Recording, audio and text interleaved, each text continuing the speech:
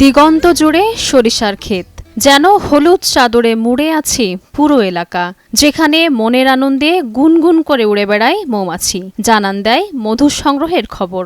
তবে এবছর গুঞ্জনে নেই সেই আনন্দ। প্রতিবছর এই মৌসুমে বিভিন্ন জেলা থেকে নওগাঁয় মধু সংগ্রহের জন্য আসেন চাষিরা। তারই ধারাবাহিকতায় এবছরও তারা এসেছেন মধু সংগ্রহে। তবে অন্যান্য বছরের তুলনায় এবার মধু উৎপাদন কম বলে জানান তারা।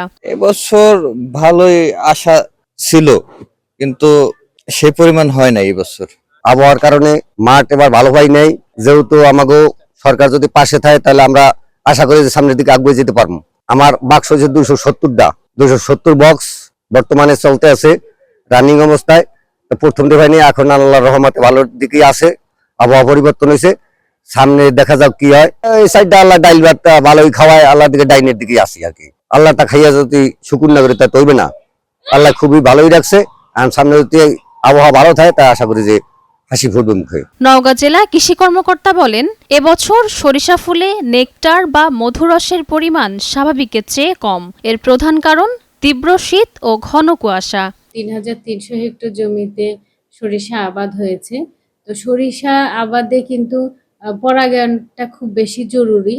সেক্ষেত্রে প্রতি বছরের ন্যায় এবারও এখানে অনেক মৌবক্স স্থাপন হয়েছে, প্রায় ২৮০টি মৌবক্স স্থাপন হয়েছে। পরাগায়ন হওয়ার কারণে সরিষার ফলন যেভাবে বৃদ্ধি পায়, ঠিক সেভাবে সরিষার বাড়তি একটা ফসল হিসেবে কিন্তু মধুটা মৌ চাষিরা আহরণ করে।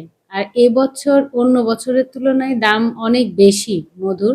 তো এ পর্যন্ত ২১ লক্ষ টাকার মধু বিক্রি করা হয়েছে। আমরা আশা করছি যেভাবে আবহাওয়া ভালো আছে, মধুর আহরণটা আরো বৃদ্ধি পাবে। চলতি মৌসুমে নওগাঁয় ৫৬,৮০০ হেক্টর জমিতে সরিষা চাষ হয়েছে, যা গত বছরের চেয়ে ৩,৩০০ হেক্টর কম। আবহাওয়া অনুকূলে থাকলে এবং সরিষা ফুলে নেকটার বাড়লে আগামী মৌসুমে মধু উৎপাদন আবারও বাড়বে বলে আশা সংশ্লিষ্টদের। রাজিয়া রাশা, নয়া দিগন্ত।